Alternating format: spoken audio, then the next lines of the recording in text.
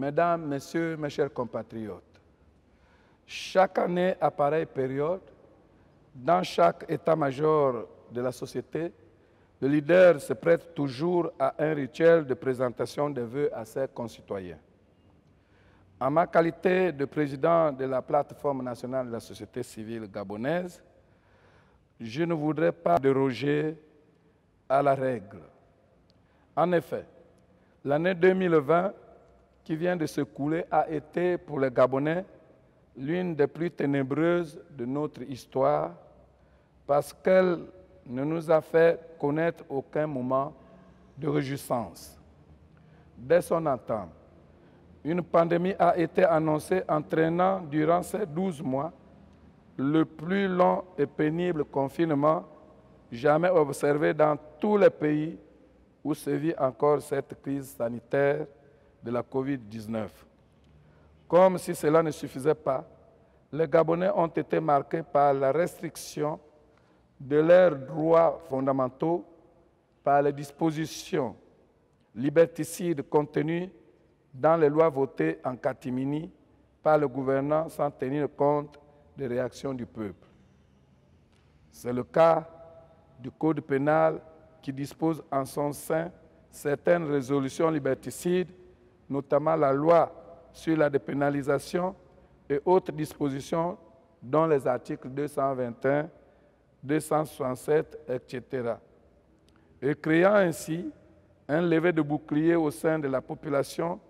qui revendiquait ces libertés fondamentales et récemment le cas de la énième modification de la Constitution de la République gabonaise. De peur d'être comptable de ces dérives, la société civile gabonaise a été un acteur non négligeable dans la défense des droits humains dans notre pays, notamment lorsqu'il s'est agi de réclamer la libération des prisonniers politiques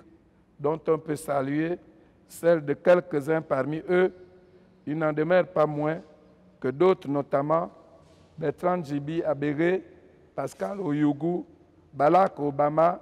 et Nicolas, qui vient de les rejoindre, demeurent toujours détenus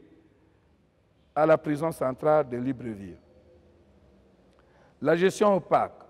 de la crise sanitaire Covid-19 a suscité de nombreuses critiques allant même à la confrontation des populations avec les forces de sécurité à l'occasion de la distribution irrationnelle des kits alimentaires et surtout lorsque les ministres du culte ont réclamé la réouverture des lieux de culte dont la fermeture ne se justifiait plus au regard de la tendance baissière de la prévalence de la contagion, de la contamination, j'allais dire, au virus Covid-19. Et voyant en cela une sorte de discrimination par rapport à d'autres secteurs de la société, ils ont mis la pression sur le gouvernement en ouvrant les portes de leurs églises le 12 juillet pour ce qui concerne l'église internationale de Nazareth d'Okala, où son pasteur principal, le révérend Georges Bunongoussi, s'est vu garder à vue au B2 pendant toute la journée du 23 juillet pour être relaxé à 22 heures. Puis, le 25 octobre, journée de la riposte générale des chrétiens, précédée par une campagne de sensibilisation faite par toutes les églises. Si l'on a remarqué seule l'Église catholique et l'Église internationale de Nazareth qui avaient pu ouvrir leurs portes ce jour, malgré les menaces des forces de sécurité utilisant les grenades assourdissantes et les bombes lacrymogènes, il y a lieu de souligner que l'objectif des églises a été largement atteint au regard de l'allègement accordé le 30 du même mois. L'effectivité de toutes les mesures annoncées à grande pompe pour accompagner les Gabonais dans la lutte contre la pandémie à la COVID-19 est toujours attendue par le peuple gabonais jusqu'aujourd'hui. Le tapage publicitaire est surtout fait autour des mesures barrières que nous pouvons qualifier de très peu ou mal suivies au regard de ce qui s'observe sur le terrain vu les réalités de notre société. Face à ce qui précède, le constat qui est fait par les nombreux observateurs au sujet du léger impact causé par la crise sanitaire dans notre pays, il est juste et fidèle de reconnaître la main de Dieu qui protège le Gabon. Eu égard à la sensibilisation qui devrait se faire dans tous les médias et qui ne l'est que dans ceux du pouvoir malheureusement très peu suivis par le public. Je ne peux rabattre le rétroviseur de 2020 sans saluer l'action de la société civile qui a su bien terminer cette année par l'organisation du premier Forum national de la société civile qui s'est tenu pendant 3 jours dans les jardins de l'Église internationale de Nazareth au Kala pour se clôturer le 12 décembre, date de l'anniversaire de l'Association des Églises du 12-12-15. Le fait de clôturer ce forum qui avait pour thème « Quel avenir pour le Gabon ?» le jour de l'anniversaire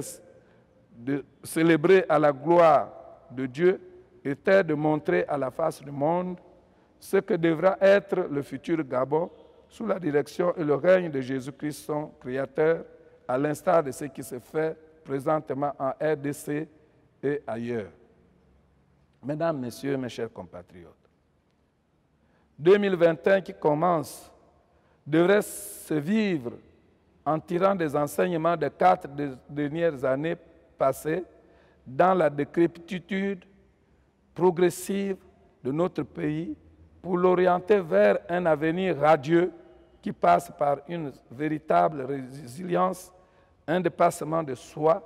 pour vivre Gabon d'abord. 2023 se voudrait être une année où chacun pourrait oublier les habitudes clanico-ethniques qui nous ont souvent plantés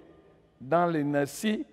qui permet par conséquent aux bénéficiaires de cet état de choses de s'éterniser dans leur posture. Nous devons, pour relever ce grand et prodigieux défi, être attentifs à ce que Dieu nous recommande et nous considérer comme acteurs principaux sans lesquels le Gabon ne pourra décoller. La tâche est certes difficile, mais pas impossible. Pour ma part, je crois que dans l'unité et le renoncement, nous pourrons abréger les souffrances de notre peuple. Bonne et heureuse année à toutes et à tous, et que Dieu fasse pleuvoir sur vous et sur le Gabon une pluie de bénédictions. Je vous remercie.